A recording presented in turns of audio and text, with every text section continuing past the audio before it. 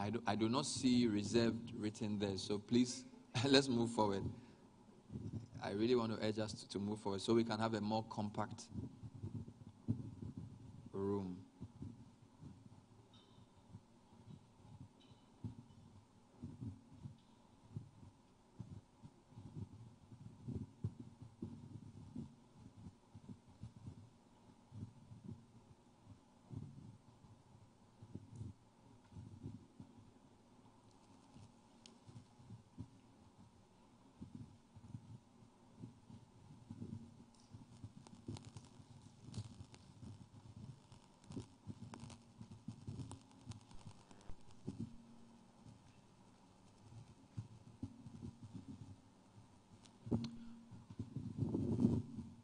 Once again, welcome to the program. Good morning. It's great to see all of you. My name is Ben Alavle. I am a radio and TV journalist with City FM and City TV. And today's program is really a national conversation that a company has put together, hoping to get us thinking and talking about one of the most important aspects of a country's development, pensions. And the way we've planned it, was to have 4 levels of the discussion held. And it will be a mix of presentations and panel discussion. So the idea is to have the ministry, then the regulator, and then a key stakeholder within the demographic space, and then the company that put all of this together give us 4 levels of a conversation about reliable retirement planning. And that will be followed by a panel discussion that will tease out some key issues within the pension space. We've invited you because you are a key stakeholder in the sector. Whether you're a competitor or a collaborator, there are certain things we must do together as an industry to drive the nation forward. So thank you so much for coming. You are welcome. Thank you for joining us. What I want to do now is to invite the CEO to give some brief introductory remarks. I will introduce him again before his presentation and before the panel. So for now, let's just welcome him by his name and position. Is that a good idea? Good. You look too serious. Put your hands together for him. Okay. We are just discussing. We are not here to solve all the world's problems. Just relax. Tell your neighbor, relax. It's not. We are not going to put your name on air that you've said something. We are not going to say you won't pay e-levy or just. You look. It's just a simple program. I see the AC that's making you relax. Just relax. Tell your neighbor, relax. Relax. Pensions is critical, and you see, the pension is one of the things that if you start thinking about it when you are in it, it's too late. It's like temptation. When you start thinking about refusing it when you are in the temptation, it's likely that you are. Somebody told me that if you don't plan ahead of temptation, that if this girl comes, I'll run away. And when she comes, I'm already defeated. So, yeah, at least that's my experience. I don't know about you. So, pension, if you are in pension and you are thinking about pension, it's too late. So, if you are, and I'm not saying if you are above 60, it means there's no hope, but it's just too late. So, for those of us who are here now, and this is a conversation we must have not just here, but on the media and everywhere else. So, we want to thank NBC for putting this together and use that to welcome Mr. William Asiri Yeboah, the CEO, to bring us opening remarks. Please put your hands together for him. Thank you.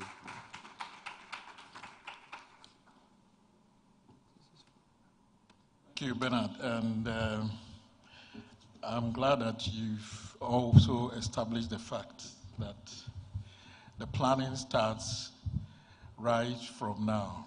It is when you're already in retirement, probably you have to experience retirement effects, not the planning for retirement. Good morning, all. Good morning to you, honorable guests, and the Honorable Director of the Planning, Research and Monitoring for National Pensions Regulatory Authority, Mr. Amate Vondi. Mr. Omar Seidu, the Head of Demographic Statistics and SDG Social Coordinator in the Ghana Statistical Services. Distinguished colleague trustees who have responded to our invitation and joined us, our esteemed Executive Secretary for the Chamber of Corporate Trustees, Mr. Thomas Esso, distinguished members of the media, distinguished invited guests, fellow colleagues gathered here, good morning to you all. I have to thank you very much from the depths of my heart for your honoring our invitation to discuss a very, very important subject matter. This affects all of us in different ways. Either you have to start planning, you are already in retirement, or you are benefiting from the investments from the planning for retirement. It means a great deal to us that you've honored our invitation, and I also appreciate the fact that for many of you, we have been walking this path over a very long period. Currently, we are counting the 12th year, and your support is priceless. Thank you so much. In all humility, I need to accept that pensions, and for us at Negotiated Benefits Trust, started as a very modest establishment in 2009. Currently, we are proud to be members of the Chamber of Corporate Trustees in the development of the pensions landscape in Ghana. At the recent statistics published by the NPRA, which is the National Pensions Regulatory Authority, private pensions participation in Ghana is growing, and it is now hitting well over 2 million membership. It is also reported that private pensions represent at least 7% of the gross development GDP of the country. We don't need to celebrate this because we've also realized that there are many, many countries which have already gone beyond 50%, and some are 120% of the GDP. So 7% means that we are making what we call baby steps towards retirement planning. I also wish to take this opportunity to thank our cherished clients, especially for their unflinching support, and then also to thank our partners in South Africa who would be watching us live currently for the difficulties and challenges that we have all overcome. Our passion to seek the growth of retirement products has expanded its coverage across the African continent and is the main driver for leaders in people's benefits in Africa. This was the mantra of our founder, the late Max Maisela, that Africa should rise up and take up its space on its own continent. And this starts with planning properly for our retirement. Currently, the assets under the private pensions exceeds 30 billion assets under management, and it is growing. In 2012, the industry has traveled over 10 years since we started in 2008 when the act was actually passed in Parliament, and then it became law, and we started taking up contributions in 2010. So in 2020, we actually clocked 10 years, and in 2022, we are well beyond the 10 years. Some of the major challenges confronting all of us as trustees include expanding the coverage of retirement services to all across the country. We seem to see Ghana as largely represented by Accra, but there are many more people people who require these services across the country. We also need to take advantage of the rapid changes in technology in the delivery of our services. I'm pleased to see the digitalization or digitization, which version you prefer, that we are now taking up very aggressively in Ghana. And then also finally, not to be taken lightly at all, to ensure the safe and secure, also reliable pensions. The people that we are signing up today should see us when they come into retirement to benefit from what they have taken up with you. The recent financial sector reforms have affected the trust we have in these institutions, and we need to work together to regain the trust of our own people. We shall also take the opportunity to launch our personal pension plan, known as the NBC Gold, at this meeting. And this product is in line with our goals to help to expand the access to pensions to a wider group of Ghanaians. Today's event is part of our plans for the next 10 years to make sure that we focus on the education for retirement planning for our members. We have a duty to ensure that the benefits offered by the new Pensions Act and the expectations of the people we serve are sustained with a reliable pensions administration service. The World Health Organization has also declared 2021 to 2030 as a decade for healthy aging. This is under the guidance and direction of the Ministry of Health. It is timely that we begin to assess our plans on retirement. We recommend that plans are built on relevant data. One of the key objectives of this healthy aging decade is to ensure that we have reliable data for assessing the quality of life of those in retirement. We have invited the Ghana Statistical Services to begin this discussion with the able and experienced team to guide us in looking at the data. We also have in our midst the Director of Research and Planning and Monitoring from MPRA to highlight the intended policies and direction of the government on the subject matter. I look forward to building on the strengths and traditions of our cherished clients and players in the industry, together with NBC Ghana Trust, to deliver on our promise to offer reliable pensions funds administration in the best interest of our members. I thank you all very much, and I hope that you have an enjoyable session with this group that we have assembled, and please don't hesitate to let us have the questions you may have. Thank you all very much. Thank you, Mr. Sidi Yabua. He's the CEO. If you just joined us, this is the panel discussion on reliable retirement planning organized by the NBC, Negotiated Benefits.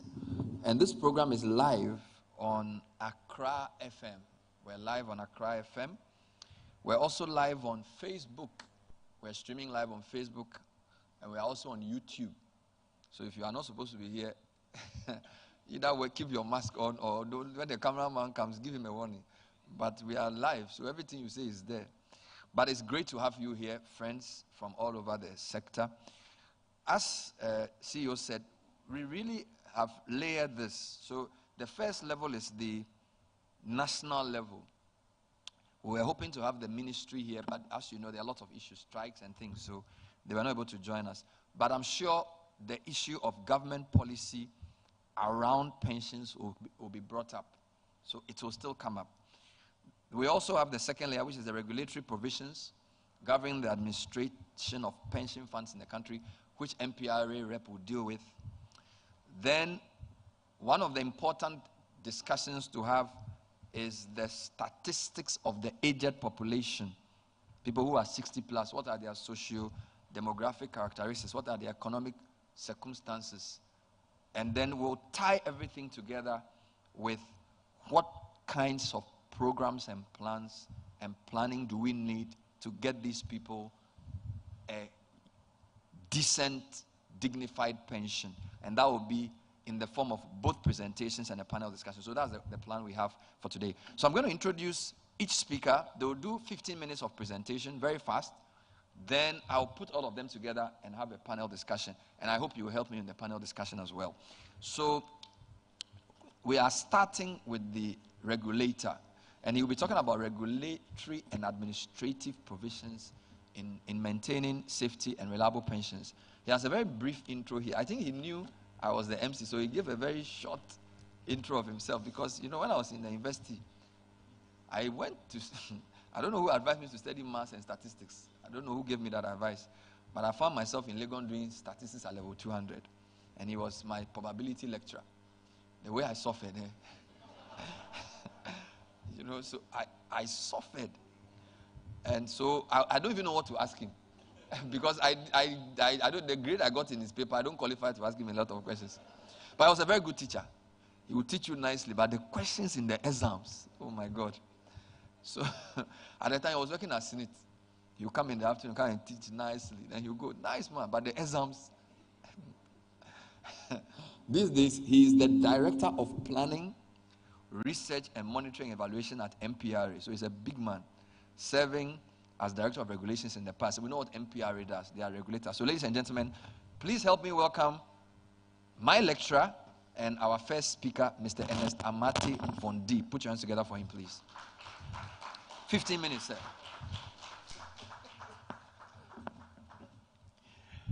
Thank you very much, Bernard. Bernard is an old friend, and I don't know why he keeps saying this in everywhere. But I'm grateful to be here, and first of all, to express my appreciation for the invitation to NPRA. My CEO very much wanted to be present, and in fact, to speak at this function, because the invitation was to him. But there's some serious emergency board meeting for which he cannot escape. So he's asked me to represent him and to make a few remarks on his behalf. I wouldn't speak for too long. I'll just highlight a few things that I think are quite relevant to the occasion. Then during the panel discussion, I'm sure we will give some more details as to what exactly the issues are. First, I want to congratulate NBC for this program. The reason is that you cannot educate people enough on pension issues. In a more advanced environment, the observation you find is that when people are recruited to work in their very early ages, as part of their orientation, there's so much emphasis on retirement planning. The reason being that for every single day that passes by, it's a day closer to retirement. In our part of the world, it is not unusual at all. If you know people work at SNIT, ask them, they'll tell you that it is still happening. What exactly am I referring to? When people are getting to the mandatory retirement age, they tend to panic. And many people rush to SNIT and attempt to change their dates of birth. They have very fanciful stories as to why they are younger than their official dates of birth. I'll share one true story with you, and I've said it somewhere. It's very usual at SNIT that when you are getting close to retirement, about 6 months to the time, they ask you to start putting in your application, ensuring that your data is up to date, and so on. We had 2 sets of employees who were twins, who worked there at that time. And so the expectation is that One then put in an application to retire in 6 months as he's got a letter. The other one also got his letter. And he was not applying. So some curious people asked, hey, why are you not applying? He said people should not bother him. What is his reason? He's 5 years older than his twin brother. No, 5 years younger than his twin brother. And incidentally, is the elder of the twin who is 5 years younger than his twin brother. What is the reason? It is the kind of anxiety that people go through for lack of planning towards retirement. And in fact, up to this day, SNIT has an age assessment committee that assesses all kinds of applications that come to SNIT for people requesting that they want to defer retirement because their date of birth is wrong. As compared to the more advanced countries where you find that people are rather eager to retire. They want to exit the stress of active employment and then have some good rest with the amount of money that have accumulated in their retirement accounts. But in our part of the world, it is the opposite. Forums of this nature are so useful and productive.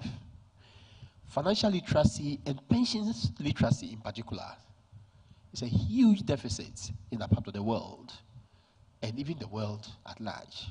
So I congratulate NBC. What excites me is what Mr. Yeboah said, that they hope to make it an annual event so that as many people as possible get exposed to the issue of retirement planning. I'll make a few remarks, and as I said, during the forum, we will speak more about some of these things in more detail. Today, Bernard is examining me. He's giving me 15 minutes. I want to stick to his 15 minutes. Now, we all know exactly what retirement is and what pensions is. In retirement, it means somebody has come to the end of his active working life. This is often induced by old age, but it can also be induced by ill health or disability. Now, in terms of retirement planning, the issue of pension planning is dominant. Dominant because a lot of the issues that affect people who are on retirement come up as a result of lack of financing. Retirement planning is much, much broader than pension planning. And let's take note of that. Pension planning involves healthcare planning in retirement. People who are old, who are aged, consume a lot more healthcare products. So you need to plan actively as to how you are going to fare or take care of your healthcare needs when you go on retirement. It involves leisure planning. Leisure planning. How do you use the time that you have on your hand usefully, actively, in a manner that it promotes your health? Accommodation issues, they are relevant towards retirement. How do you deal with that? Wills preparation are all relevant as parts of the retirement planning process. Investments, equally important as part of the retirement planning process. The most important of all, as I've said, is pension planning. In a part of the world, government over the past 10 to 12 years has reformed our pensions system. And Mr. Yeboah talked about it extensively in his address. What we have in Ghana now is a tiered system of pensions provision. We have a first-year scheme that is administered by SNIT. We call it the Basic National Social Security Scheme. Then we have the second tier being an occupational pension scheme which is an employment-related kind of scheme. Then we have a third-tier scheme, which comprises what we call provident fund schemes. It's more employment-related, and then personal pension schemes.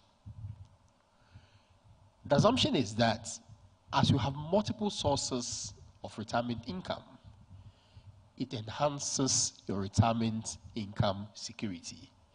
Prior to the reform, it used to only to be SNET that made that kind of provision. In my opinion, it did not provide adequate enough cover for people who are retiring. So diversifying the income sources for retirement enhances your security in retirement.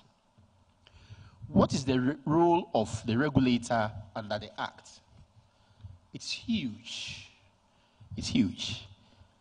The regulator has so many things that the law requires him to do as part of. I just mentioned a few, just for the sake of time. The first is that the regulator, that's the National Pensions Regulatory Authority, is responsible for ensuring compliance with the National Pensions Act. There are so many things that has to be done.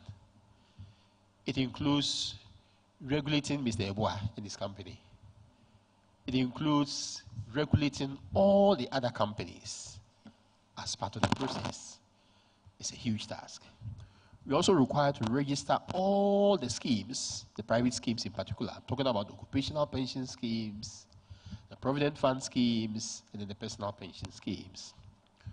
We're also supposed to issue guidelines for investment of the pension funds.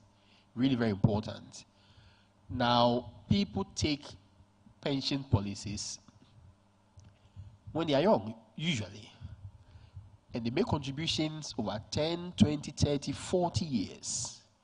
What is the guarantee that these monies will be available many years into the future? There must be an eye that watches over the investments so that by the time you retire, the money will be available for your comfort in retirement. We also establish standards, rules, and guidelines for management of the pension funds. Then, of course, we regulate that huge animal called SNET. That's Social Security and National Insurance Trust. In the very early days of the scheme, the reform implementation, obviously SNET was much more popular than NPRA. So people wondered whether it was SNET that was regulating NPRA or it was NPRA that was regulating SNET.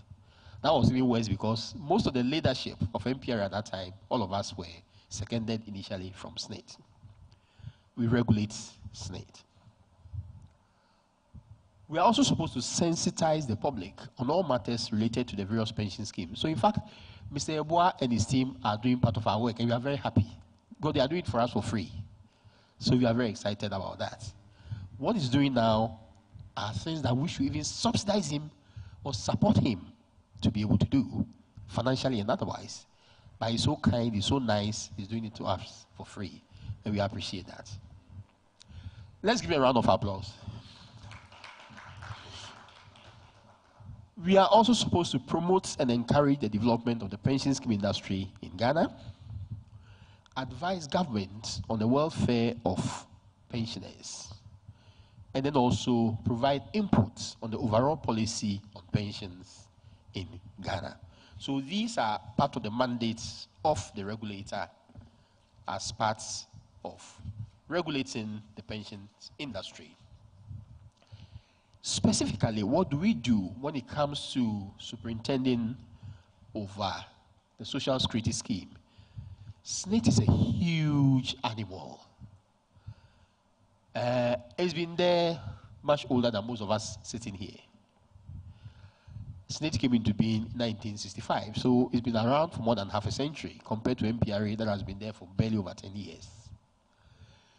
What exactly is required of us in the regulatory office in terms of our regulation over SNET? There are 4 basic areas that the law requires us to supervise SNET. First is on the investment of pension funds that are handled by SNET. I'm going to get to the question time. You ask a lot of questions about that. I will respond to all of them. we are supposed to superintend over the investment of SNET. Then again, we are also supposed to supervise over the actuarial valuation of SNET. What does this term mean? All that it means is that we should monitor the solvency and sustainability of the SNET scheme. Another important function is also to oversee that SNET increases the pensions in payment every year.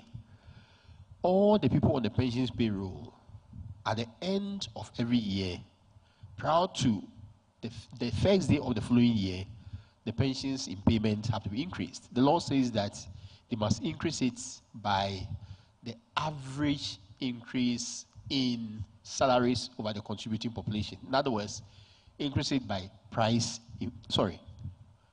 wage inflation, salary inflation. So we see to that. The last important thing is to oversee the administrative expenses of SNET. Those are the fundamental things that the law requires us to do so far as the SNET scheme is concerned. What about the private schemes? I'm talking about the occupational pension schemes, the provident fund schemes, the group personal pension schemes, and the personal pension scheme. First, we are supposed to provide guidelines for all the service providers. I'm talking about the corporate trustees or the private pension companies, the pension fund managers, and then the pension fund custodians, and in fact, even the auditors. We are also supposed to provide guidelines for the pension fund investments. We just gazetted the latest one last September, so it's available.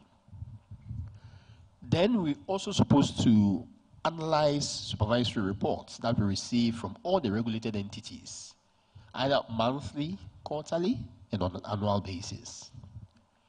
Another important function is also the training of industry practitioners, particularly trustees, who we directly license. Then, of course, we also handle licensing and registration issues. Now, happily, the pension funds are growing. I'm sure some statistics may interest us. As at the end of last year, we had 27 corporate trustees or 27 private pension fund companies.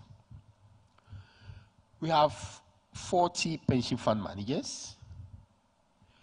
We have 214 pension schemes, and then 17 pension fund custodians. We also have in place, as I've said, the investment guideline, which is really very important. This is because of the way the private pension schemes have been structured. The actuaries call it a defined contribution scheme, which means they take your contributions, invest it, add on the investment returns, less the administrative expenses. So investment guidelines becomes such an important guide to the industry in reference to management of the pension funds. The funds have grown tremendously over the years. In 2012, we had the private pension funds totaling 805 million Ghana cedis. But by the end of 2020, we had grown to 33.3 billion Ghana cedis in terms of assets under management. By the end of 2021, it's even much further, close to about 40 billion Ghana cedis. If you look at the growth in terms of the private pension funds, in 2013, it grew by 66.8%, 2014, 92.1%, 2015, 80.9%, 2016, 45.3%, 2017, 62.2%, and so on. And then in 2021, the growth was 27.2%. I am very impressed by the way the private pension sector has managed the funds. They are doing really well. and I pray that they even do better. This is because as they grow and have higher returns on their funds, it means the Ghanaian worker is getting an enhanced retirement income security. It's good that we have a basic national social security scheme. Very good. But under this new law, a cap has been placed on the amount of contributions that you can make to the SNIT scheme. What it means then is that to a large extent, your benefit from the SNIT scheme is also capped. The biggest hope is that the private sector will be able to enhance their returns to the retiree so that he can get much, much more retirement. On the positive side, the SNIT scheme, those who probably joined much earlier, are also doing pretty well. And for purposes of our discussion, I could mention a few statistics that I think will be of interest to us. And I'm sure Bernard will appreciate that. Bernard, with your permission. I'll mention the 10 highest pensioners who receive the highest benefits on the SNIT scheme. Currently, the highest pensioner gets 142,564 Ghana cedis a month. 142,564 Ghana cedis a month. The next gets 108,489 cedis a month, followed by the next 71,516 Ghana cedis. Then it goes on to 63,983.8, 61,000, and so on. The last 10, that's the highest 10, gets 42,187 a month. That's my wish for all of us here. When you retire, I want you to be getting 142,000 a month. Meanwhile, the lowest pensioner gets 300 Ghana cedis as at now. 300 Ghana cedis. What it is that, particularly with the private schemes, the more you put in, the more you get. So if you put in more, give more to the private schemes, and I can bet you by the time you retire, you have something quite substantial to go home with.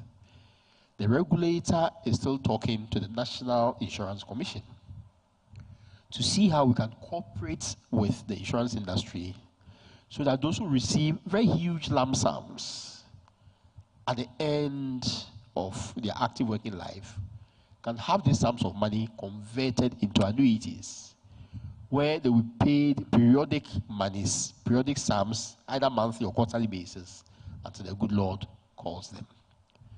And I think we should cooperate to make that a reality. What is the future? So far as the regulatory aspects of the pension industry is concerned, we are in the process of mechanizing our regulatory practices by installing what we call a risk-based supervisory system, an RBS system. As a matter of fact, I came in from the Eastern region because the seminar is ongoing right now. I drove straight from that place to see how quickly we can put that system in place to enhance our regulation. The issue of coverage is quite important. Mr. Ebua mentioned it, and I think it's also of interest to us, particularly coverage for the informal sector. Issues to do with education and sensitization is relevant, and also compliance enforcement. Bernard tells me that my time is up, so I should stop. So when it gets to the discussion stage, I'll talk more. Thank you so much for your attention. Thank you. Thank you very much. Please put your hands together one more time for Mr. Mate Bondi. When it was getting exciting, then as usual, I stepped in to stop it. Forgive me. I want you to reserve some of the juice for the panel. Whilst you were talking, a couple of questions came to my mind. And I was wondering, for example, how many people do we have aged above 60 or above 65 in the country? What is the average pension they take? It's good to see the highest and the lowest, but what's the average pension? The other question that I thought we needed answers for would be, how many of them are covered by the various levels? So there's tier 1, tier 2, tier 3. Because you said at the end that you encourage people to also get into the private. Because now we've diversified the pensions. It would be nice, I don't know whether between you and other people, to know how many people are exclusively SNIT, how many people have SNIT plus maybe a provident fund, how many have some private something they are doing. It will give us a nice population. But I feel this segues nicely into the next presentation. And Statistical Service is doing very well, because if you look at the way they publish the census, for example, they broke it down, and it was easier for we in the media to even use it for discussion. When I was in the university, the census was too big, and when you get the document, you don't know what to do with it. But now I think they released it with infographics. They had maps, so you could do a show. You understand? So I think you guys are doing very well. So please come and do the same thing here. Give us the thing in a way we can use it. Don't come and just give us some big numbers. So, funny enough, we have actually 3 people from the service who will be dealing with different levels of the question. But the presentation will be done by Omar Seidu, a social statistician with over 20 years experience in statistics production process. He coordinates data for monitoring the SDGs in Ghana. He leads a drive around data innovation, which I think is responsible for what I was talking about, multi-stakeholder approach to data production, and strengthening administrative data systems. Now, Omar was a member of the UN Interagency and Expert Group on SDGs, 2017-2021, currently co-chair of the Technical Advisory Committee of Digital Earth Africa. He's also a member of the Global Technical Advisory Groups on Violence Against Women and COVID-19 Mortality Assessment. His job title is Head of Demographic Statistics and Coordinator of Data for SDGs. Now, if you're listening to us online, you can send a comment to the Facebook page under the stream or on the YouTube channel under the stream. We'll read your questions during the presentation. So, Omar, it's time to hear you. Put your hands together for Omar. He has 15 minutes. You have...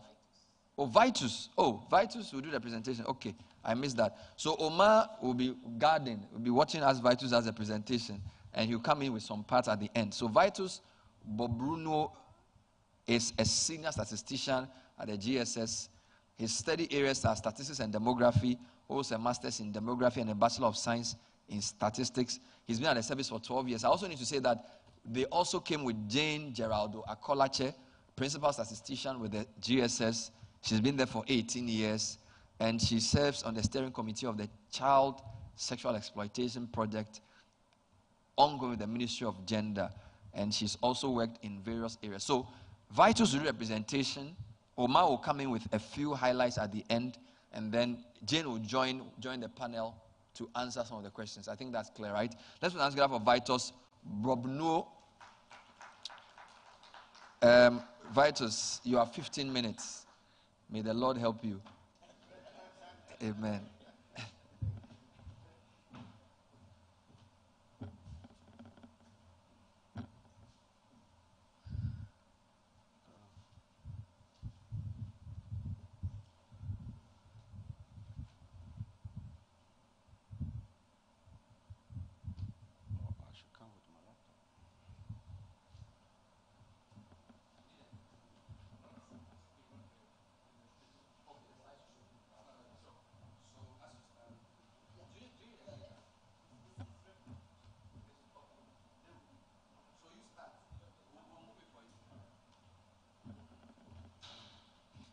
All right, thank you very much. Good morning to everyone. Yeah, so the presentation, as he mentioned, will be centered on the socio-demographic characteristics and economic characteristics of the aged. And here we are going to look at persons 60 years and above. This presentation, the data for this presentation is from the recent 2021 Population and Housing Census, and also from the last GLSS survey we conducted. That was in the year 2016-2017. We also included some projected data in the construction of the graphs.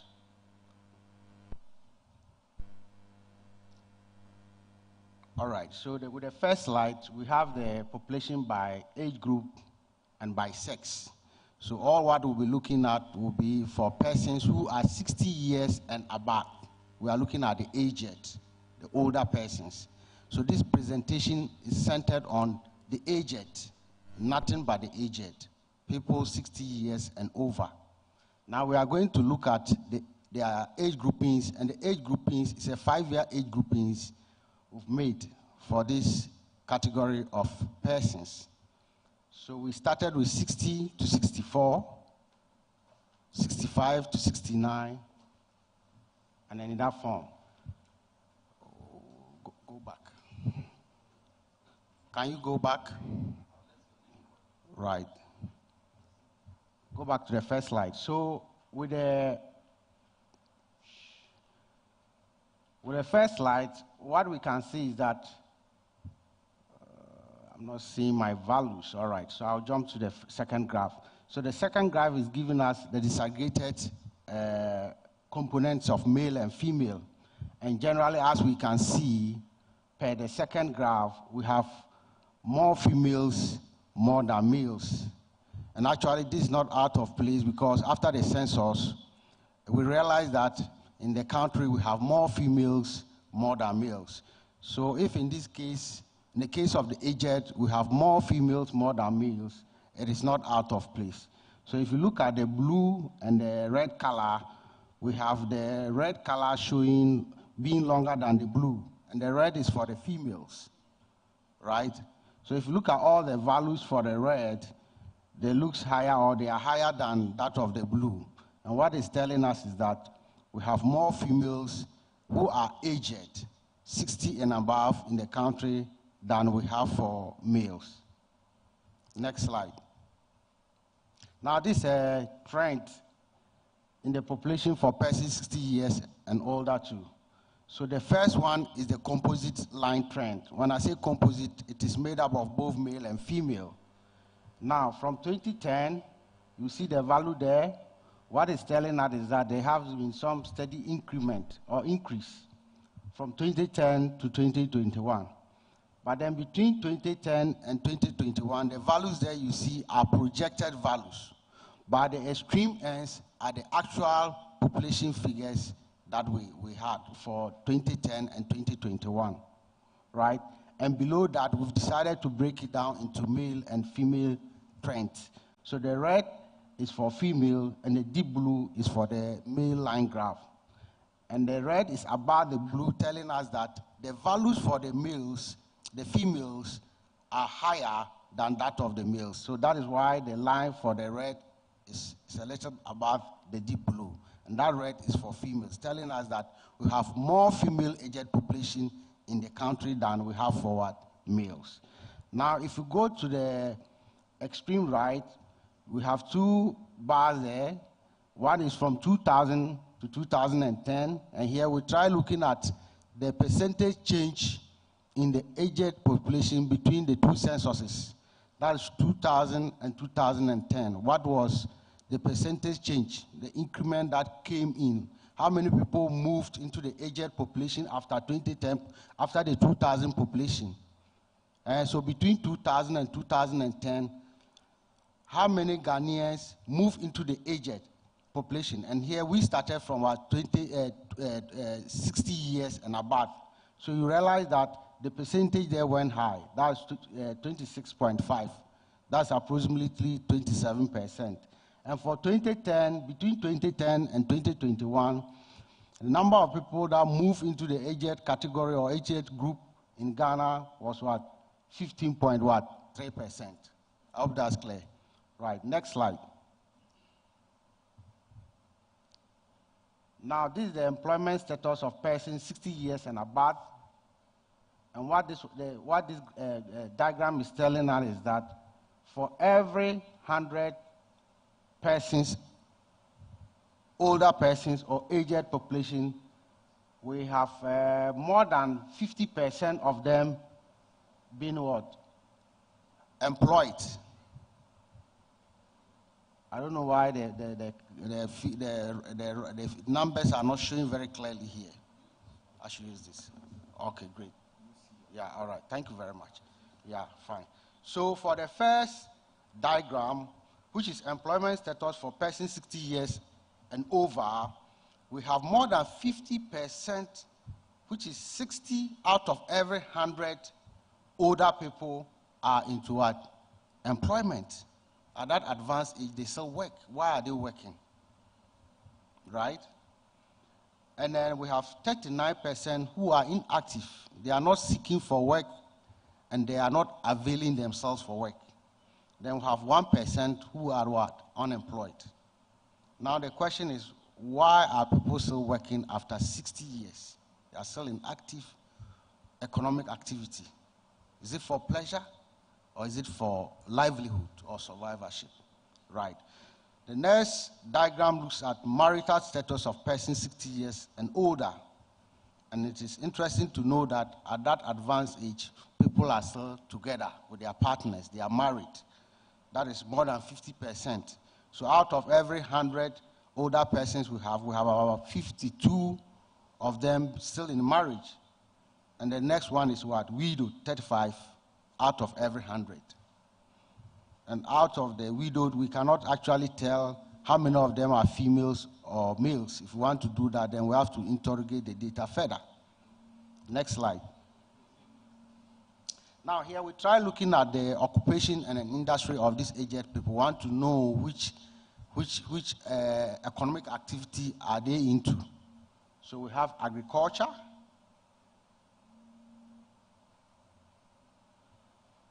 Just a minute. So we also realize that majority of this aged population are into agriculture and other agriculture-related activities. Although they are above 60, but they are into, in one way or the other, into agriculture activities. And this is closely followed by, not closely, but then followed by services and sales. After agriculture activities, the next major activity these aged people are into is what? Services and sales. And the next one is craft and related trades.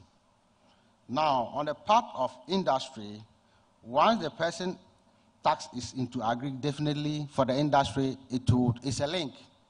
So we also have majority of these aged people into the industry of agriculture, forestry, and still that one is still under agriculture, forestry, and fishing.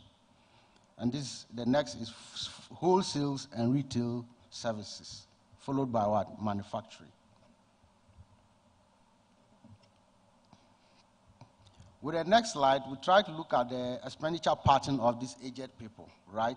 Persons 60 years and older. We want to look at their expenditure. What do they spend much of their income on, right? And what you will notice here is that majority of, or one of the major areas they spend on is what? Food. So much of the income they make at that age goes into what? Food. Followed by what? Accommodation. So these are the two areas that aged people spend their income on. Now, looking at the accommodation situation of these aged people, most of these aged people live in their own what? Occupied accommodation. Now, as to whether this accommodation is their personal or inherited, that one we didn't go further. But then what we had was that they live in their own what? Accommodation or dwelling. And this is followed by what? Renting. After those who own their own accommodation, the next highest was what? Those who rent. That's out of every 100, 15 of these people rent. All right, for the next two slides, I would invite my immediate boss to handle that. Thank you very much.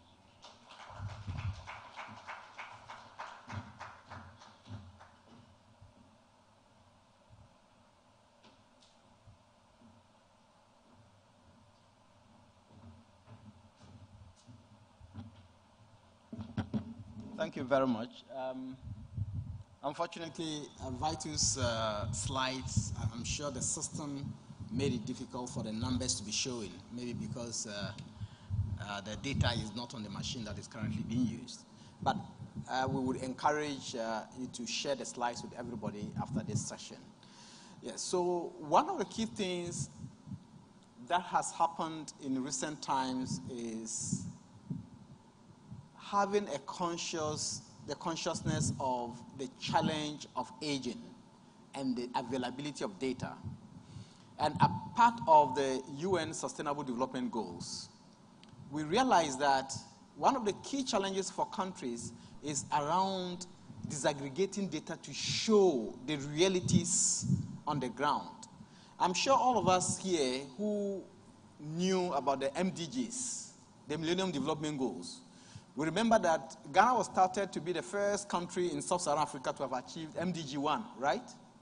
Because we're able to reduce by half, more than half actually, the proportion of population below the national poverty line.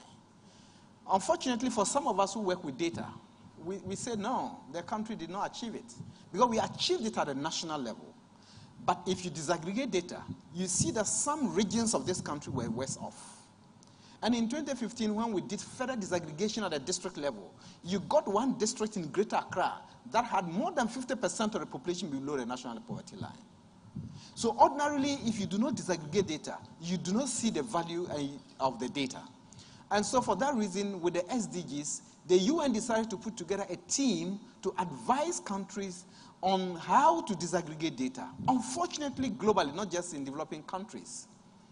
When we are talking of the ages, we usually lump up the data together. We do not disaggregate it. And we know that people between 60 and 70 years have different health challenges compared to those in the older ages. So the first time in 2019, with the support from WHO, we convened a multi-stakeholder team in Ghana to look at the issues of data for health for the aged. And that included a number of institutions. And this was a case study that was done across 8 countries globally, and Ghana was one of them. Sorry. And we published that, which is on the website of GSS, so you can look at the case study. And that informed the WHO's Decade of Healthy Aging that was launched last year. So what we are trying to draw attention to is, we realize in this case study that 2 key things are clearly outstanding. That there is lack of data to inform policies at the aged, because at the older aging, because we do not prioritize this. Unfortunately, and if death doesn't knock at our doors, all of us here, who can tell me he will not go there?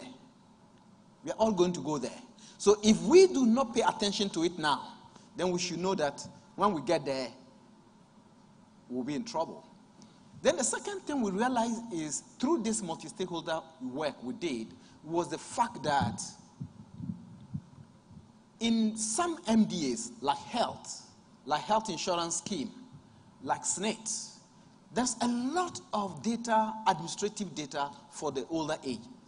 Unfortunately, the personnel dealing with this data do not have the kind of capacity that is required for them to do macro level analysis that would help with policies. And so these are areas that we will need to focus on in the coming years. And we have agreed that we're going to continue to work on this, and we are very excited that this program is put together. We want to continue to work on this to see how we build the capacity of institutions that hold some of these data to infer evidence from this data for their own use. Last slide, please.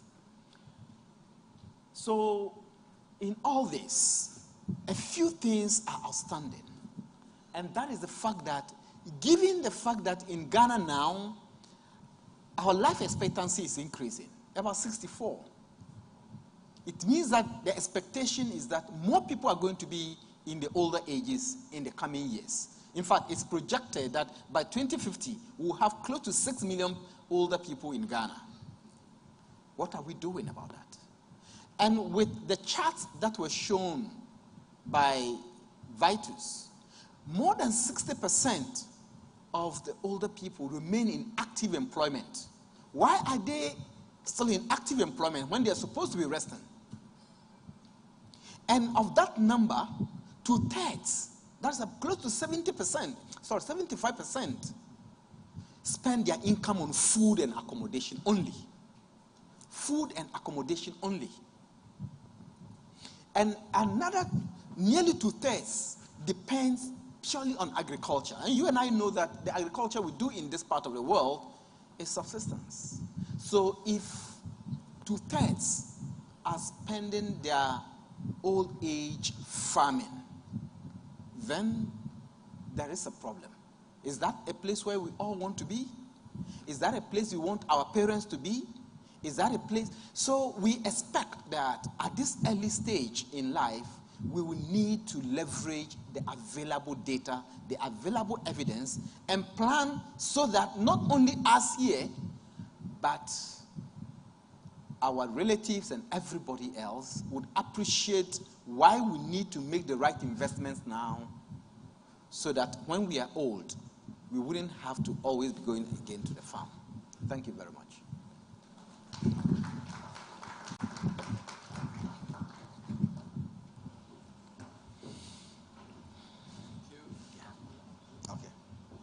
Thank you very much indeed. Please put your hands together one more time for Mr. Omar. And earlier on Vitus, there was a team effort. This is still our NBC pensions dialogue, and we're talking about pensions. We first heard from the MPRA. We've now heard from the statistical service. We're coming to the third presentation. Let me just say, for those of you who are listening on radio, that you can send your questions to this number, 059-452-2653. The number again, 059-452-2653. So we've seen the policy environment around pensions. MPRA have given us the 3 levels and given us some insights into what the highest earners get, what the lowest earners get. The statistical service, as usual, have given us a very graphic presentation of the situation with our old folks.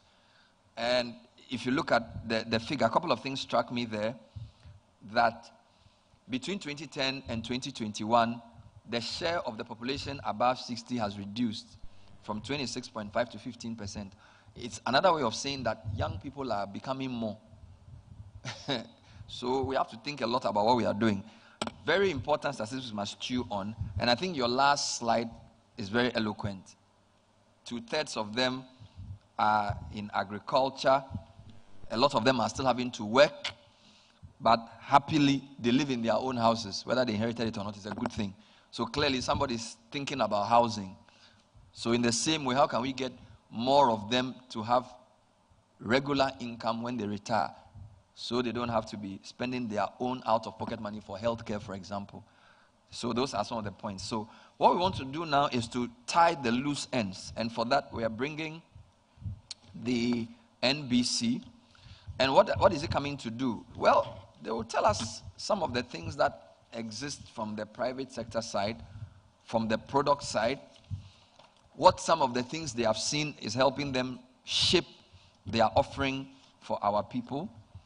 And they will also talk about what NBC is and the future direction of the company. And they also will share with us the NBC Gold Plan, which hopefully addresses some of these gaps. Now, our speaker is the CEO in the person of William Asiedu Yeboah, studied at the University of Ghana, Economics and Political Science, a fellow of ACCA, professional accounting training UK, worked in insurance and housing in the United Kingdom, also with Horizon Finance and Leasing, formerly General Leasing and Finance Company, and he served as MD of that company. Prior to this, he was also the Chief Finance Officer for the University of Cape Coast, which means he knows both private and public sector. So ladies and gentlemen, our final speaker is CEO of NBC, William Asiedu Yeboah. Please put your hands together for him.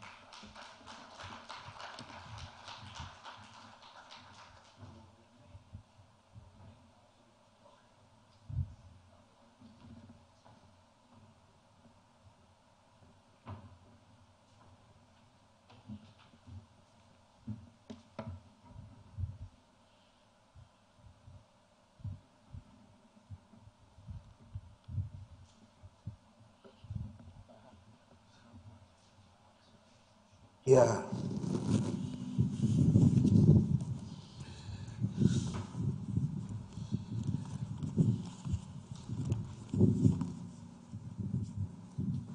That's right.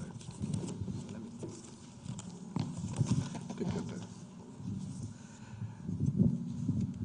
Good morning once again. At this point, I just want to share with you a few highlights of what NBC is about.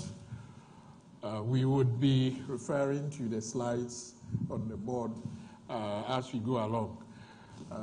The first one, that maybe let's go on to the origins of NBC and the milestones achieved, just to share with you a little bit of the nature and character of the company.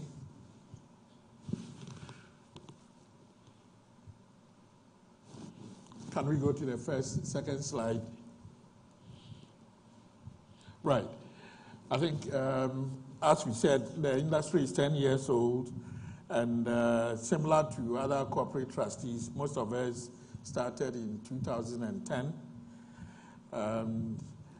Between 2010 and 2012, almost all those who had the courage to express their interest in this industry were sitting down, registered companies, and couldn't do any business because you hadn't been licensed. So for 2 years, we were all just sitting in the office and incurring costs. The MPRA was then organizing itself in terms of regulatory processes. In November 2012, we got the approval amongst a few companies, about 6 of us at that time, to start the pensions industry. In 2014, we decided that pensions is not just about Accra. We should go out into the regions, and we established 2 offices, one in Kumasi, one in Takoradi. In 2010, obviously, we celebrated our 10th anniversary, and excited that we have survived. We are still relevant, and the industry is growing, and NPRA is there to give us all the support. In 2020, we decided that, look, pensions and the Act as it has been designed is intended to cover every Ghanaian is welcome to participate. So we started to launch products to expand the coverage to self-employed persons and those in the informal sector. So that gives a little bit of background on what we've done and how do we enhance the compliance of Pensions Act and its regulations. Mr. Amate gave us a lot of insights into what MPRA does. And in the micro level, for each of us as a company, for every fund, there are strict rules. So we don't give loans out of the fund, but there are strict rules which enable us to protect your contributions from the period that you are making accumulation of your fund. We also have to separate our funds from our company's accounts, and this is done as part of the regulatory requirement. So we set up what we call custody accounts to receive contributions and then the allocation of benefits. Allocation of benefits is done on a monthly basis. Mr. Amate described this as defined contribution. In other words, from your contributions, we invest it, and then the returns that come, we share it to the members. And that is done on a regular basis, on a monthly basis. We also have to keep all the members informed. On our records, we have over 40,000 members, and each of them would get regular notification of the contributions we have received. For some, it will delay. For some, we have to remind them. For some, they will go out of business. And all of that, we need to give regular notification to the members. And then whatever your accrued benefit is, we also inform you with. More fundamentally, and this is something that Ghanaians are getting used to now, update of member records. We find that to be the biggest challenge. Record maintenance for our members is quite a difficult thing to get the records that we want people to comply. And of course, we have to communicate the benefits to members. For us, we have an online access. So when we say online, that means that when you sign up, we'll give you an email contact, and on a monthly basis, you can actually check from your desk and check what your fund is, whether your employer has paid your contribution, and how much your returns is that has been added. All this is online for you. We also have facilities to give you a certificate so that when you are moving from us, you have a confirmation that you were a member of the fund. More also urgent is the need for us to provide nominations. SNIT does it, we also do the same, because in the event of any unlikely development that you are no more with us, we need to find your nominations and give them what the accrued benefits you have assigned to them. Currently, we are paying lump sum benefits, and we do early settlement of claims. The NPRA has given us 30 days within which to settle claims, and that is happening religiously. How do we ensure that service standards and benchmarking of them is done? Please. MPI has already mentioned it. They are quick to remind us that they are the regulators, and supervision is done on a regular basis. They require what they call compliance reports from us, and that is across the industry, not unique to NBC. And we have also been required, and that is part of the regulation of the industry, that we have agreements with what we call asset managers. They are the people who do the investments. And then we have a risk oversight on the investments. So we engage professionals to make decisions on where to invest the fund. Mr. Amate made reference to investment guideline. This is a strict guideline given by MPRA, and we need to comply with it. And more importantly, there is a regular meeting with a board of trustees. Again, the board of trustees is not required to come and have access to the fund. No, they want to be sure that we are managing the fund in accordance with the law. And we also add members from the companies which are participating. So we have member-nominated trustees and then independent trustees. These are all put in place to ensure that there is strict compliance of standards, and then there is strict accountability for what we are required to do over the period of the fund. We also maintain adequate cover to be sure that any fiduciary losses would be covered by adequate insurance. And also we provide communication guidelines to all the members in that. We are currently trying to use a lot of technology in what we are doing, so we encourage our members that make sure you can get access to everything online. That would minimize the need for you to walk into our office. But truth be told, majority of our people prefer to come and see you in the office in everything that they need to do. We are not opposed to that. You can also come to see us in the office. What is the goal plan? If we can go forward a bit. We, as we said, in 2020, we expanded our delivery of services to the personal pension plan. We call it NBC Gold Plan. This we have already launched in Takoradi and Kumasi, and we are continuing in Accra to announce this. It is intended to target those in the informal sector, and then for members who want additional policies which would enable them to increase their savings towards requirement. We deliver this purely on a technologically driven thing.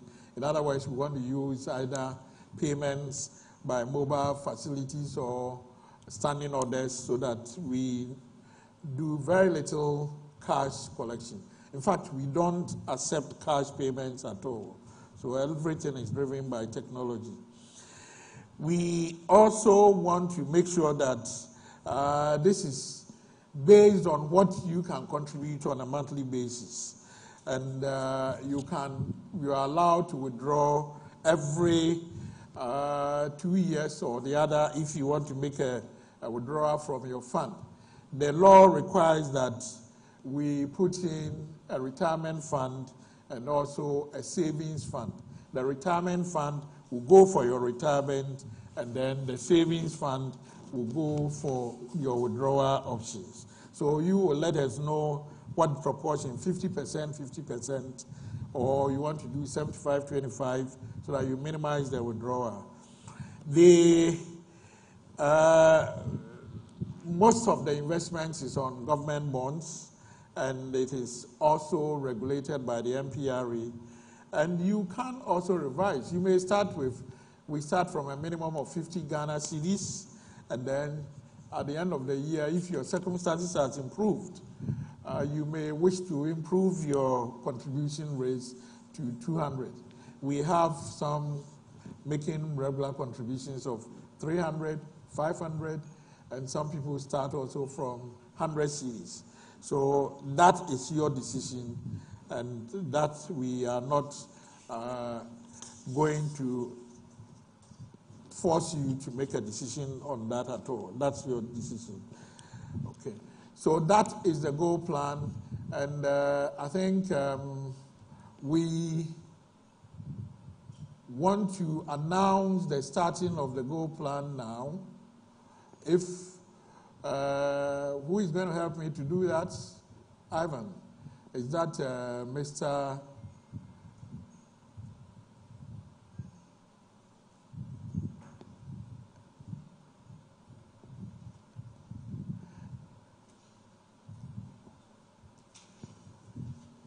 After my presentation?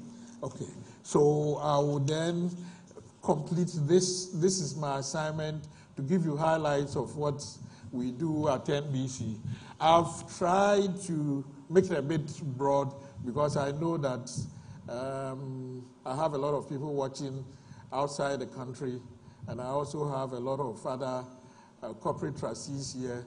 We are all doing very similar activities, and we don't want to think that ours is extremely unique. It is similar, but you are welcome to join us. Mr. Matetu is here, so I don't want to say anything that he will find fault with me at all. So on that note, thank you very much.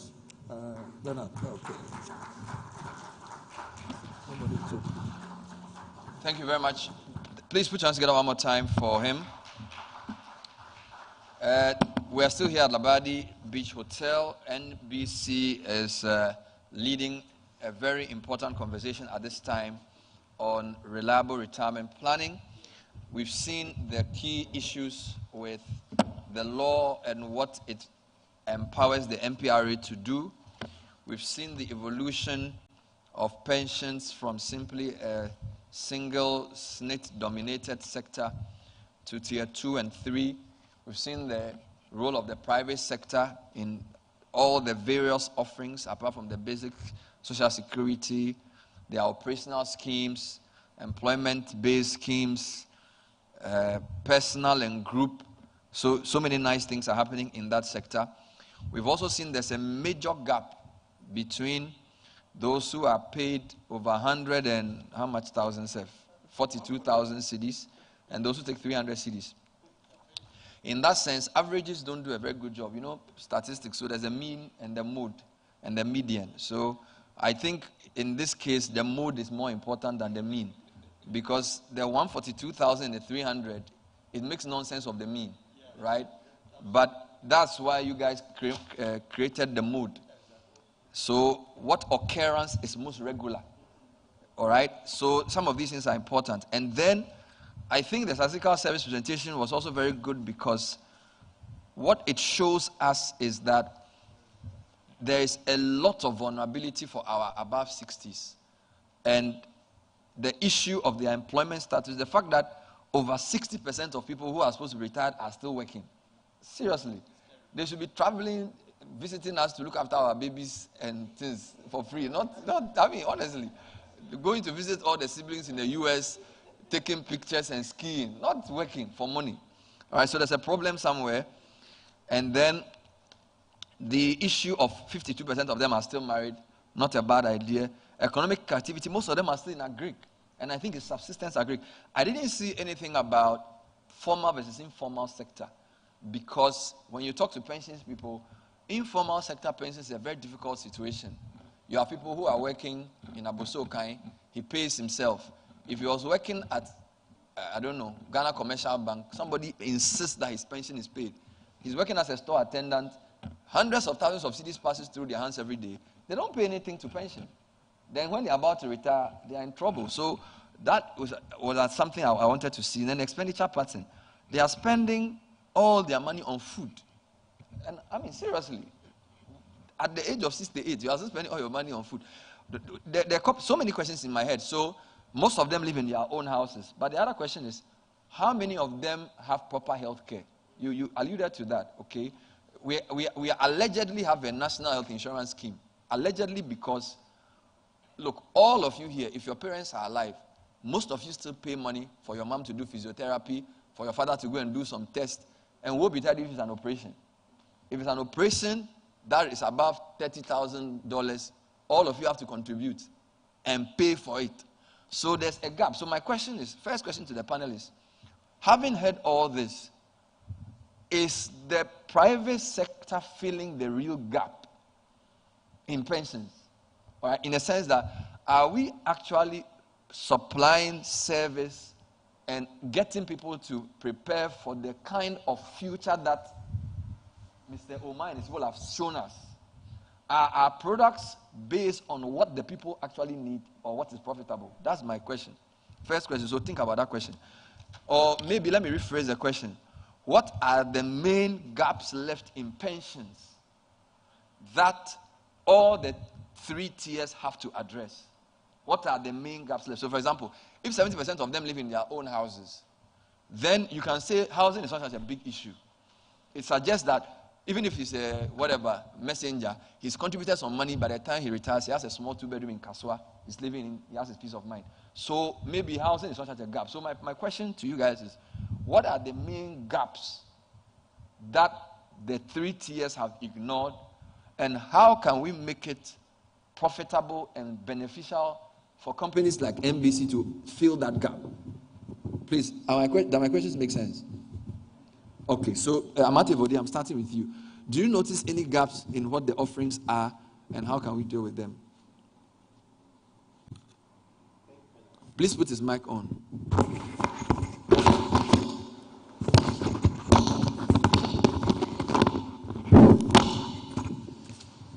Thank you, Bernard. At one of the functions to which MPRA was invited by one of the corporate trustees, I had spoken extensively about some issues that, in my opinion, I think we need to cooperate with the insurance industry in bringing those issues into being. In particular, I mentioned long-term care insurance. Long-term care insurance. This is the kind of cover that people who are elderly will require for nursing and other services in their old age. Additionally, healthcare insurance, health insurance. You know, pensions and insurance are bedfellows. They always go together. The pensions will give you that volume of money that you require, maybe for a comfortable retirement. But as I said earlier, there are so many things that one is confronted with when one goes on retirement. Healthcare is really very important. And we talked about leisure planning. If you have all the time and you only sit at home doing nothing, your health deteriorates. So what do you do in terms of leisure? What are the kind of activities that you must engage yourself in? So far as leisure is concerned, that will promote your health and give you a much longer life to live. Even matters to do with nutrition are equally very important. Do you just eat anything? All those things are relevant and necessary as part of the education that are required to make you a whole so far as your retirement planning is concerned. I emphasize on pension planning because that's the mother of all things. Now, if you don't have money, accommodation could be another matter. Healthcare could be another issue. And so many other things that comes along. So the emphasis has always been on pension planning. As I said in my delivery, I said that let's develop that discipline of taking personal pension schemes. And I wish Mr. Iwan emphasize it, in a much more stronger terms. Because with the SNIT scheme, there's some kind of a mandatory something relating to it, but there's a cap as to how much you can contribute to it. The personal pension schemes, it means you taking your own pension's future into your hands. With that little discipline, consider yourself contributing 200 Ghana cedis a month, 300 Ghana, 500 Ghana cedis a month. But when you are young, do the numbers and see. You can even consult Bernard. He's a statistician, an actuary. What these monies can accumulate to in terms of the add-ons that come in the form of compound interest over 5, 10, 15, 20 years. We are amazed how much these monies can contribute, can accumulate to. So let's advise ourselves. Look also at insurance. Life insurance is very useful. You see, if you've never lost a close one before, and the kind of liabilities that it brings along, you don't appreciate life insurance. Let's go in complementarity with your pensions provision. Life insurance is very key. For a very, huge sum assured, you have just very little premium to pay. Look at that. As you grow old, and I've told the insurance industry, look at coming up with policies of long-term care, amongst others. And you make people live very decent and quite comfortable retirement. Thank you. Mr. Asif, yeah. Yes, maybe I just want to add up a little bit. The design of this new Pensions Act fits perfectly the kind of gaps that Bernard referred to. SNIT was already in existence, and what the government sought to do was to expand the range of products to enable people to plan towards their retirement. So everybody who is working continues to contribute to SNIT. And they brought the mandatory one, which was the lump sum payment when you retire, to tier 2. It serves as a cushion for the private sector to go into the private pensions business. In addition to that, the law also made provision for what we call tier 3, which is voluntary. It is called voluntary. It is also called what revelation will show you. Because if you want to plan towards your retirement with that full range, the tier 3 is something that you should pay attention to.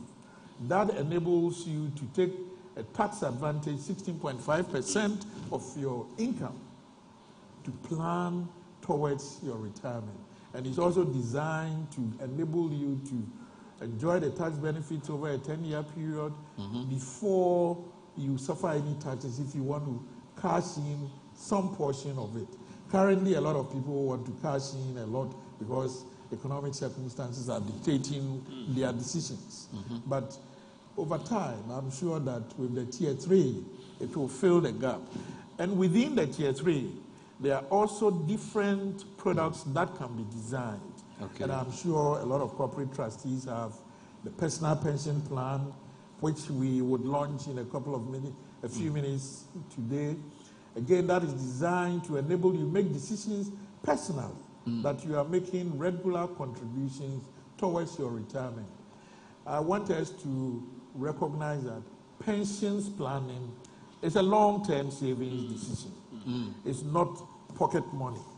So when you start that journey, look at it as part of your long-term journey towards retirement and not pocket money. Thank you very much. Thank you. Omar, I wanted to just ask you, I was interested in the informality versus formality, but even with people in agriculture who are above 60, do you feel that there's enough being done to get them to be on some pension? Because I feel it's very difficult for informal sector people to have regular contributions.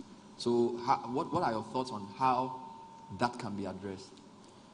Thank you very much. But before I come there, let me shed more light on one of the slides, especially the one on accommodation. Yeah. As Vitus indicated, owner-occupied dwelling.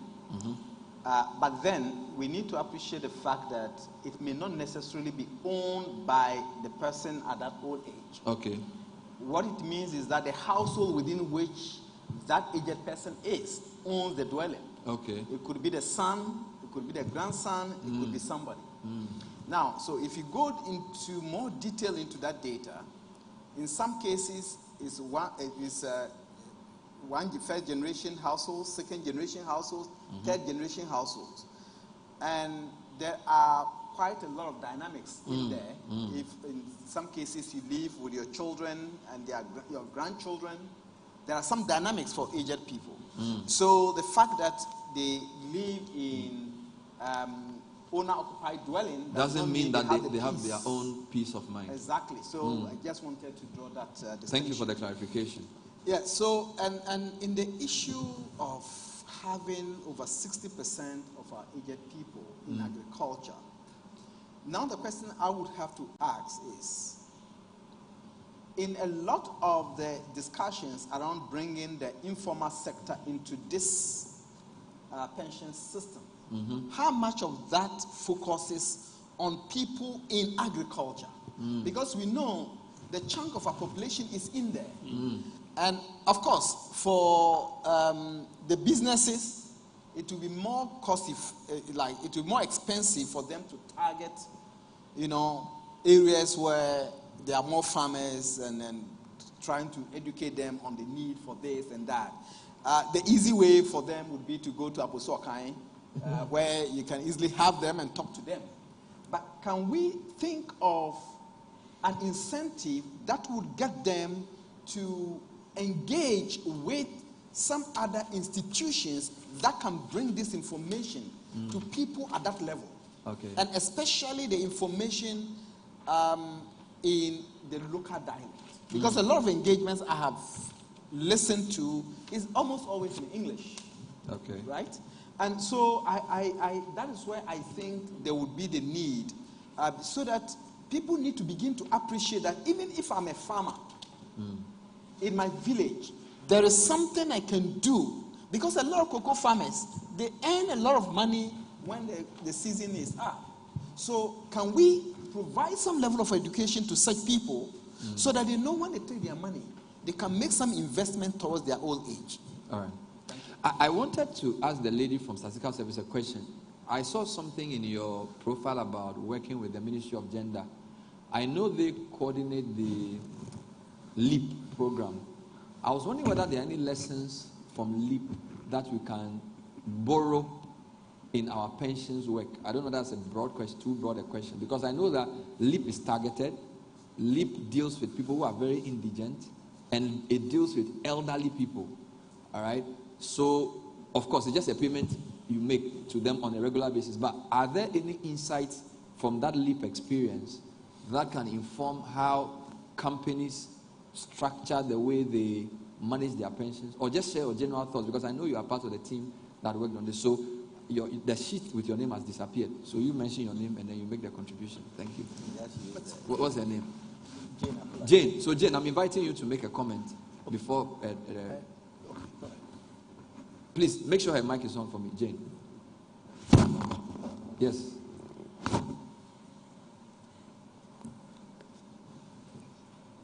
Please put Jane's mic on. Yes. Okay. All right. Good morning, everybody. Yes, I'm actually a staff of Ghana Statistical Service, and I just happen to be on the steering committee for that particular project, that is the sexual exploitation of children. Okay. But however, I believe if we approach them to get the data, interrogate the data, we should be able to glean from the data to point us to the areas we can actually apply that data we have obtained from the to plan towards the aging population. That's my thoughts. Fantastic. Thank you. Yes, you want to. But I just want to let us recognize the fact that government has also started different policies with some of our colleagues providing pension for the cocoa farmers. Yeah. That is actually being promoted aggressively by the government, and I know that they are working very hard to offer the cocoa farmers some pension fund. And this is tied to their sales on an annual basis, so that it will be easier to make decisions. When you sell your cocoa, bring some money to me. Okay. No, they will deduct it at source from the government. Thank you. Thank you. Doc. Yeah, but I just wanted to add that, and that's exactly what William has just said, that the informal sector is a bit unique in various ways. Unlike those of us who work in the formal sector, who by the end of the month, the accountant general will pay you and so on. They do not earn monthly incomes, but seasonal incomes. So some kind of a different arrangement must apply to them. So much studies have been done in terms of extending pension coverage to the informal sector. The cocoa sector is one such that the MD has just mentioned. And even the regulator, in collaboration with government, has made a lot of progress in trying to institute a scheme for the cocoa farmers. And it moves along similar lines. When the cocoa season comes and then they bring in their produce, a certain percentage of the income will be deducted.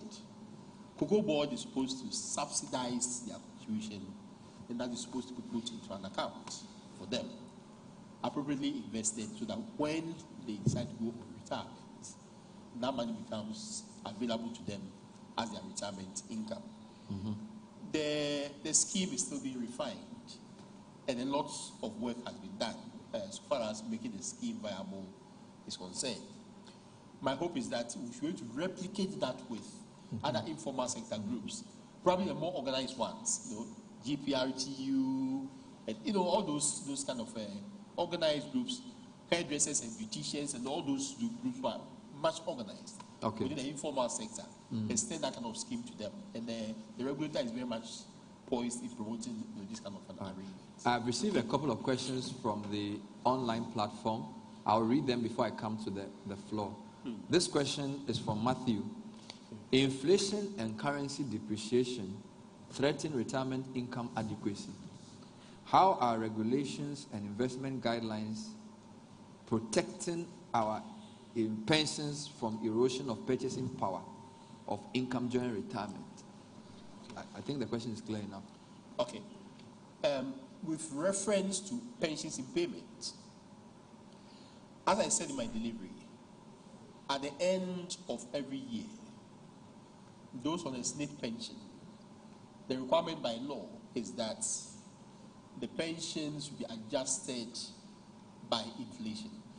Of course, the law says that salary inflation should be used, but in the regulator's wisdom, we request SNET to bring appropriate figures relating not just to salary inflation, but also price inflation. Because it's price inflation that restores the real value of the monies that are being paid. So we ensure that pensioners' payments that are made to them do not fall below the rates of price inflation, the average rate of inflation for the previous year. So that at least, preserves the purchasing power of the pensions in payments. With the private sector schemes, they make payments, in lump sum. What the compliance directorate is supposed to be looking at, I mean the director of compliance this year, is to be able to do an assessment of the overall returns that our corporate trustees and others, and even the employer-sponsored schemes are applying to the funds that they've invested on behalf of the contributors. Our minimum expectation is that that should be at least above inflation, so that the purchasing power of those investments are preserved. I don't want to contradict you, but as we speak today, inflation is 23.6%. Right. T-bill rate is 18%. Right. So it should just give you a sense of what we are talking about. Bernard, I clearly agree with you. What it is that the inflation rate fluctuates on a monthly basis. So the expectation is by the end of the year, you should be able to average out what has been the average rate of inflation. So the overall returns on the pension fund investment portfolio should not fall below the rates of inflation. In fact, positive real rate of return should be applied to the contributors' funds. And I'm sure Mr. Yeboah does that. That's why he will draw his license. So I'm sure he does. Mr. Yeboah, do you do that? Well, I think it's a fair question. The risk about pension plans is inflation. And the fear is that your savings should not be eroded by the increases in inflationary rates. And that is something that we monitor on a regular basis. And in designing your portfolio, with what we call the fund that we have accumulated, we have to select investments in a manner that they are spread across a range of instruments. I want to remain very basic so that we don't delve into the technical detail of what is done. Once you select that range, it enables you to be able to protect yourself against some of these factors, inflation. The benchmarks that we design, we call them benchmarks because every trustee would set an investment benchmark for his fund manager. And I earlier on mentioned that we use specialized teams who do the asset managers, who are specialized in that area. So they have a guideline and a benchmark which gives them inflation plus as your minimum return. Of course, when inflation is galloping, as we are seeing now, then it becomes difficult for them to achieve. But again, in the selection of your range of investment instruments, you should realign your portfolio. You don't stick with 91-day treasury bills. Maybe you go to those that will give you 5 years, which will give you a little bit above the inflation rate. Okay. That's what I would say. A few questions coming in. Can I start enjoying my tier 4? My name is Benjamin Ako. Second question. I need cash to complete my roofing. So I will stop renting for accommodation. I cannot wait till I am 60. What is the way forward? Now, I think the answer is pretty straightforward. Pension funds are set up for the purpose of providing retirement income benefits. That's the primary reason why pension funds are set up. And as you say that, should we allow people to grow their pension funds at age 40 or 45? I'm sure people will readily run and do that. But there's a basic reason why pension funds exist. The primary reason is to prevent old age poverty. Old age poverty. And also to cure what we call worker myopia. Worker myopia. What it means is that human beings by nature, we are quite short-sighted when it comes to matters relating to savings. And that's why in many jurisdictions, matters having to do with pension, there's always a mandatory aspect of it, where you are mandated to put some part of your salary aside into a pension fund investment. So by the time you retire, then it becomes available to you as a way of minimizing old age poverty. So if you want your tier 2 funds, the law is pretty clear. It says that when you retire at a minimum age of 55, you can go for voluntary retirement at age 55. Then you can have access to your money. If for any reason invalidity or disability sets in, that you can have your money. That is allowed for reasons of invalidity or disability. Yes, it can be paid to you. Then the law also makes some concession. It says that if you are aged at least 50 and you became unemployed, the Labor Department can certify that yes, you are unemployed. In that case, your tier 2 benefits, occupational pension scheme benefits, can be paid to you, but not to the state one. No. You have to hang on till you reach at least age 55 before you can have your benefits. So you cannot roof your house with the occupational pension scheme benefits. Fantastic. Thank you. Please put your hands together for the panel. I can't see everybody in the room, and therefore I'm just going to ask you, if you want to ask a question, to raise your hand, and then you tell us your name, and then you can ask your question. Are there any questions? Yes, sir. Please make sure the mics are working. Thank you. Is the red on?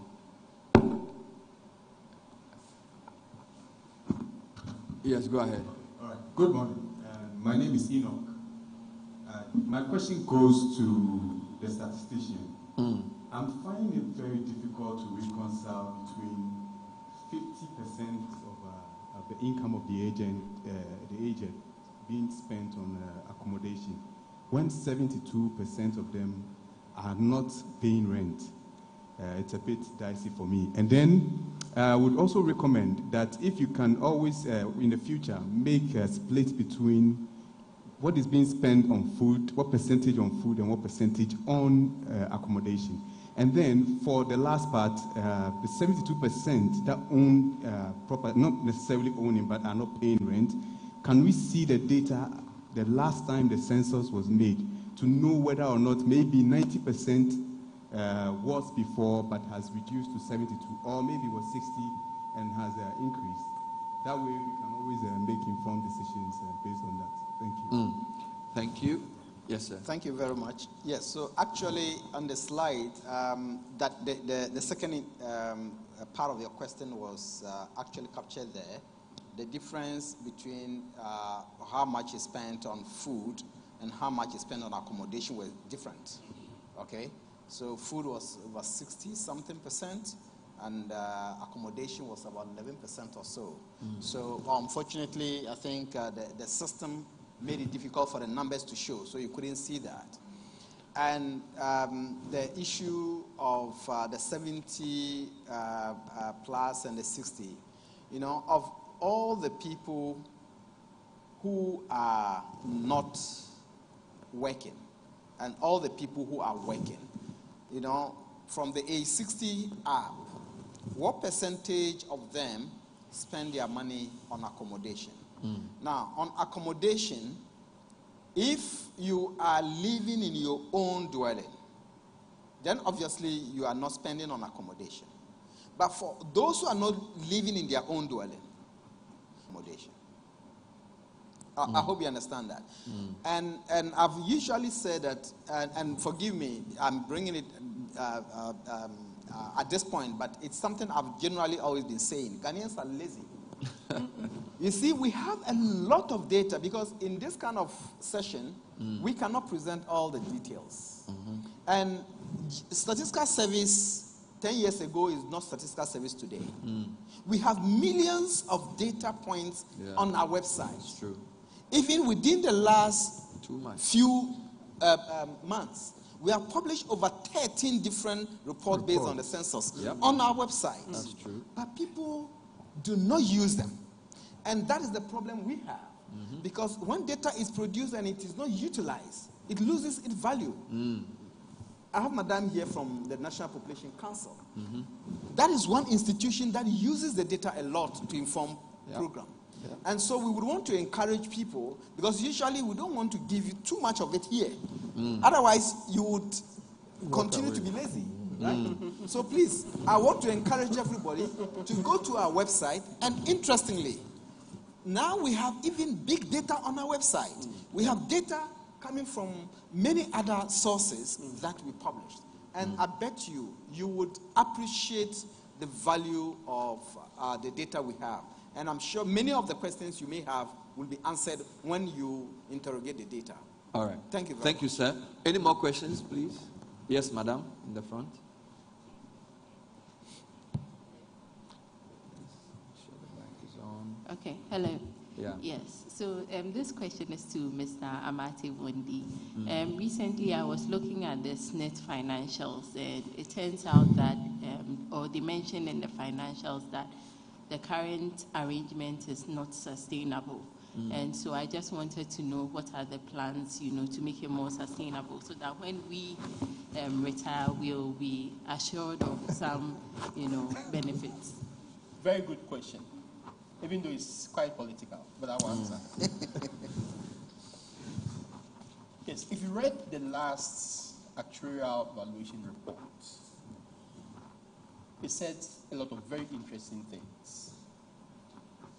It made remarks about SNIT's investments, about these administrative expenses. The biggest problem that SNIT has, if you look at the report thoroughly, is about employer indebtedness. Employer indebtedness. We all know who the largest employer is, so I don't know. I'm a public servant. I'm a public servant, so it's not everything that I can say. So the indebtedness is huge. It's not just the corpus of the fund, but also the loss of investment of those funds. The regulator has been engaging at the highest levels to address this problem of indebtedness. So rest assured that your benefits will be paid. That I can assure you. Otherwise, believe you me, any contributor could very well sue the regulator and SNIT for us not doing a good job. All right. And I trust that will not happen. So we are strictly talking about these matters, and it will be surely addressed. Take that conviction from me. Thank you. It will help. Thank you, sir. So, Mr. Omar mentioned NPC. Dr. Letitia is here. He says you use the data a lot. Maybe you should tell us, give us your quick thoughts on all that we've been discussing, and how the data they put out, for example, helps in your policy planning at National Population Council. So please put her mic on for me.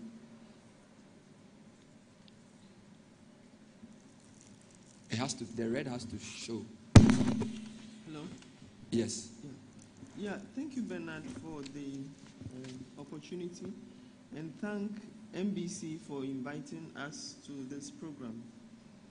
I had some thoughts whilst the presentation was going on, and as Umar said, 60%, 60 years have 60% of them still working.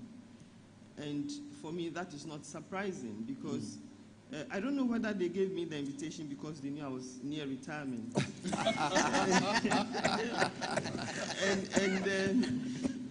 and I think that retirement starts from the day you are employed, as somebody said, and it is important that you look at really 3 sectors in retirement.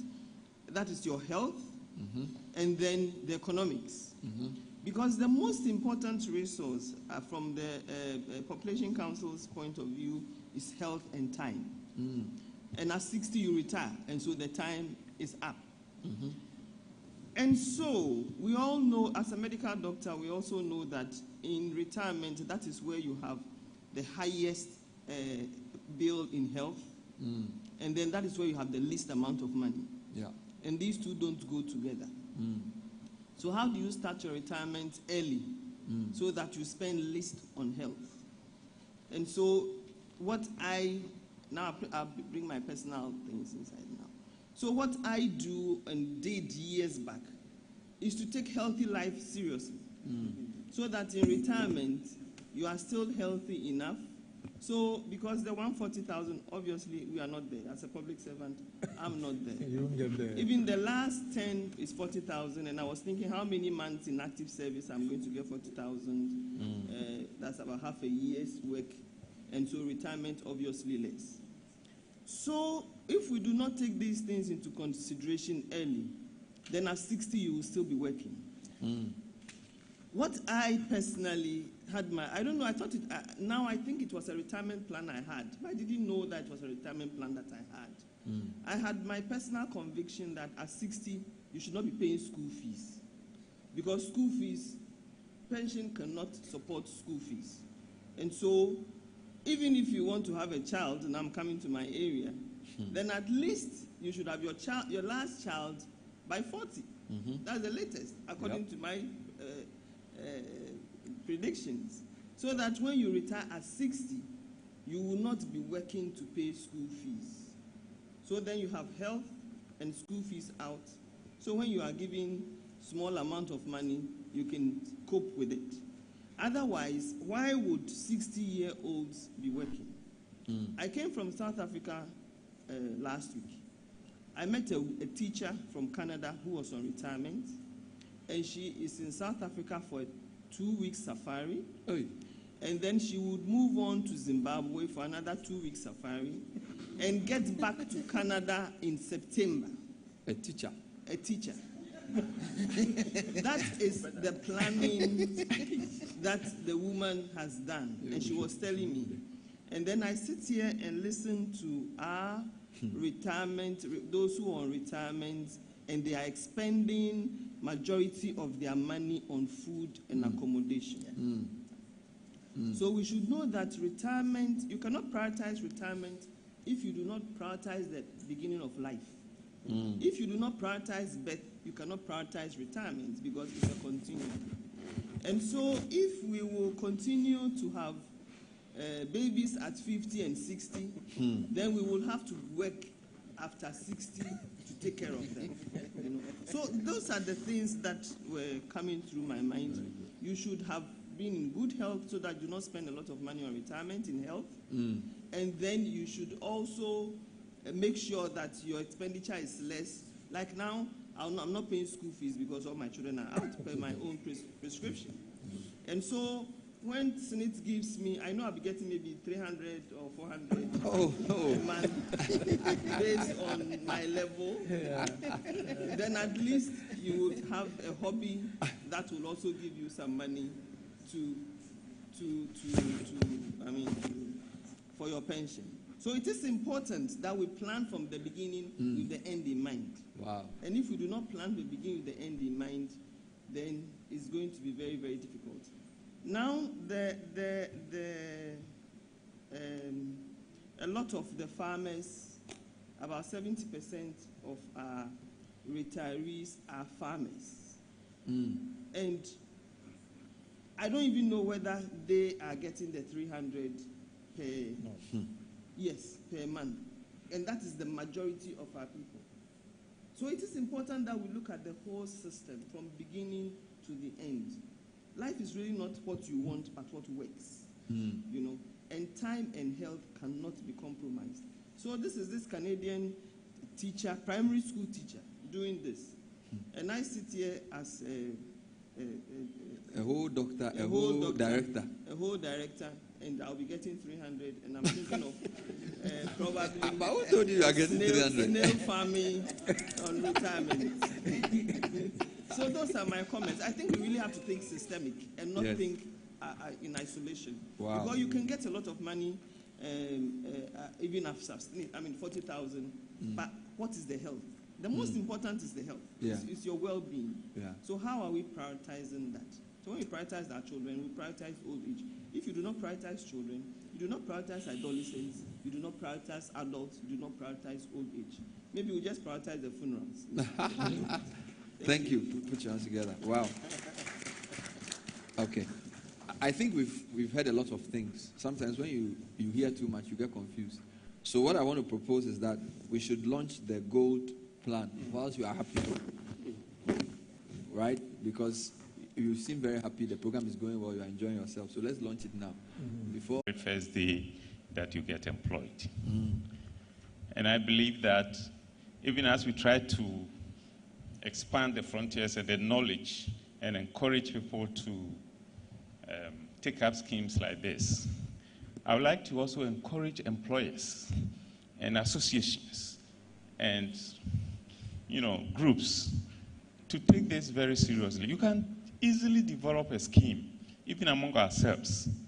In fact, in my office, for example, we have a savings scheme.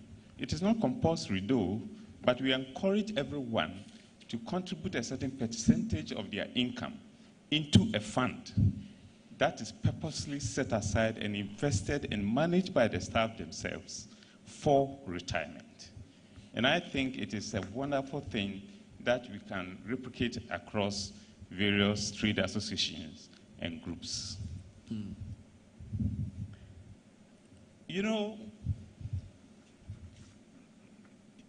The years of plenty, it will come to a time that you have no choice, but you cannot work as effectively as you used to work.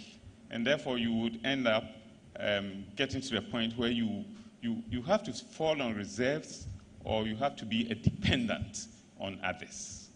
And if you want to be sure that you are provided for yourself, then the time to invest and to plan for your retirement is now. So I'm privileged, and I don't want to talk plenty. I'm privileged to have been called upon to launch the NBC Gold Plan. And in the name of the Father, the Son, and the Holy Spirit, I launch this in Jesus' name. Amen. Amen. Amen.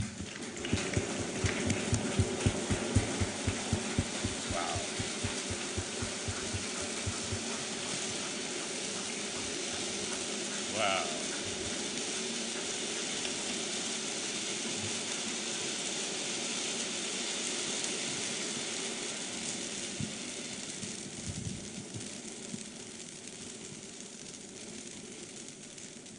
Thank you, Moses.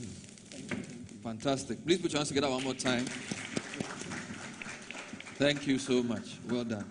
So it's been duly launched. I believe there are officials at the back who can help you if you want to sign up for the gold plan. Where are they? Give me a wave if you are here who can support us. So they are officials. Please rise. Please rise. All those, please rise. So if you want to sign up for the gold plan, or you want further information on it, make sure you see them. This is the best place to do this. They will sign you up immediately.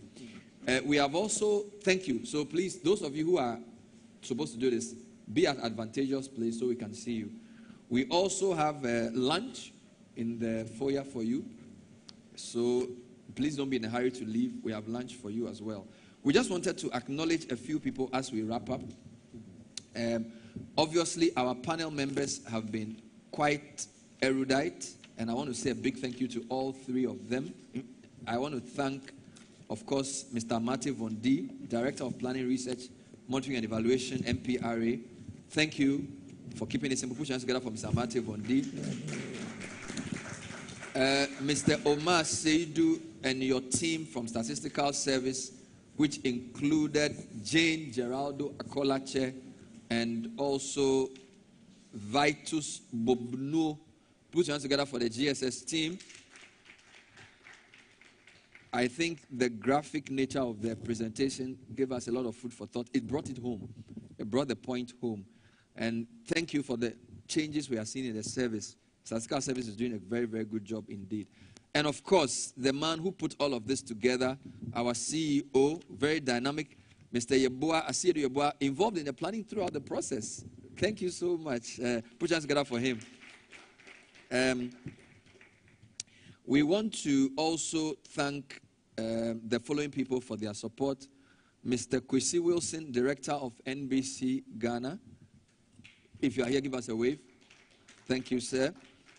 Mr. Moses Akajane, who did the launch with the NBC. Thank you for being here.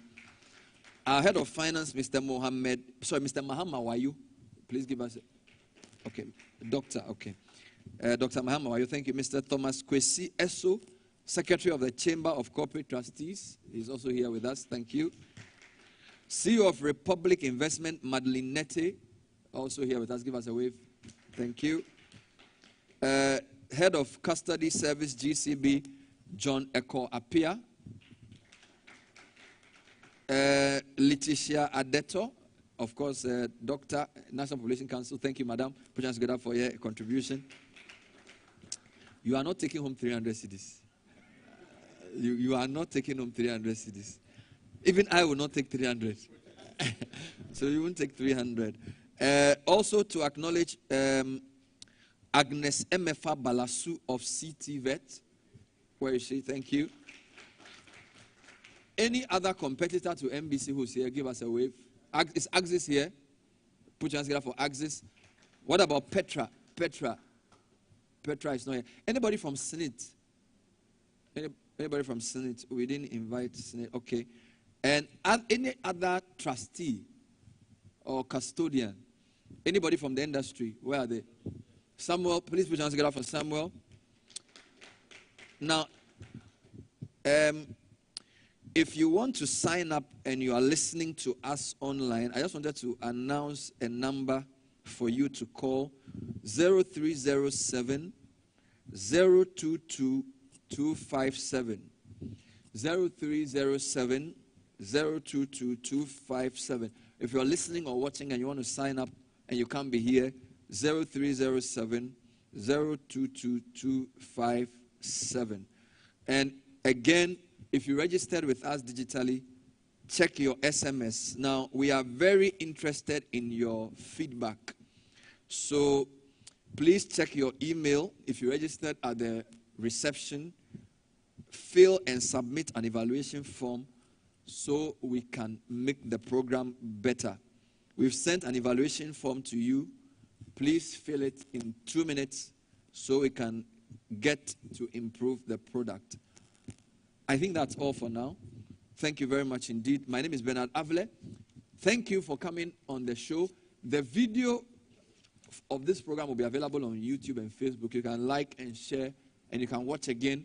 If you have any more questions, you can go to Mr. Mate Vondi's office, and he'll be happy to meet you. So I'm handing over to the DJ team. All of you can join us for lunch in the foyer. Is there a photographer for a final group photograph? So please come forward. We'll take a photo. The panelists first, invited guests, board members, join us for a quick photograph. And then the lunch is on the house. Have a good afternoon. Bye-bye. I think that was great. Thank you so much. Samate Vondi. Always good to see you. So much. Thank you.